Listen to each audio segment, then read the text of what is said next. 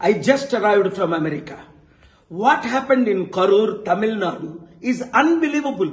40 people died in a political meeting by an actress, Vijay. He's supposed to come at 12. He came at 7. He's responsible. His organizers have taken permission for 10,000 people. More than 1 lakh came. Organizers are responsible. Police also responsible because why they have given permission without proper planning? Number 4, government is responsible. Stalin government.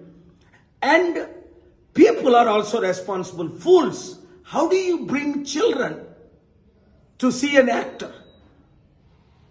This is very sad situation. In Hyderabad, they gave permission, the court, only for 1,000 people, where 50,000 people can gather on May 24th for our peace meeting. I pray for these families and victims and extend my condolences. Ee roju Karur, Tamil Nadu lo jarigina sangatana chala vicharam. Asalu Vijay ane actor meeting pettadata. 40 మంది చనిపోయారు, ఇంకా అనేక మంది చనిపోతున్నారు.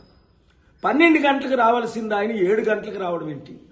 పోలీసులు 10,000 మందికి permission ఇస్తే అక్కడ 1,00,000 మంది రావడం ఏంటి? బందోబస్తు ఎందుకు చేయలేకపోయారు? ఆర్గనైజ్ చేయనప్పుడు పర్మిషన్ ఇవ్వకూడదు కదా? స్టాలిన్ గవర్నమెంట్ దీనికి ఎలా పర్మిషన్స్ ఇస్తుంది? ప్రాపర్ గా అడ్మినిస్ట్రేషన్, ఆర్గనైజేషన్ లేకుండా బలవుతుంది ప్రజలే. కుటుంబాలు కూడా మూర్ఖులే. తల్లిదండ్రుల మీద కూడా కేసు పెట్టాలి. చిన్న పిల్లల్ని తీసుకొని పొలిటికల్ మీటింగ్లకు వెళ్ళడం ఏంటి? శాసనసభలకు వెళ్ళినట్టు. నేను చెన్నైలో అనేక మీటింగ్లు పెట్టాను. తమిళనాడులో ప్రపంచంలో 2,200 మీటింగ్లు. 5 లక్షల నుంచి 70 లక్షల వచ్చారు. కానీ ఎప్పుడైనా ఒక్కరైనా చనిపోయారా? చాలా విచారం. ఈ కుటుంబాల కొరకు ప్రార్థించండి. పేరెంట్స్ మీరు కూడా జాగ్రత్తగా ఉండండి.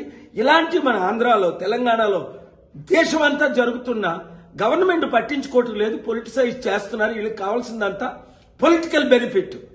ప్రజల కొరకు ఏమీ చేయట్లేదు, వారిని కాపాడట్లేదు. చట్ట విరుద్ధమైన పనులు చేస్తున్న వాళ్ళ మీద మనం చర్యలు తీసుకుందాం, కేసులు వేద్దాం, న్యాయం చేద్దాం.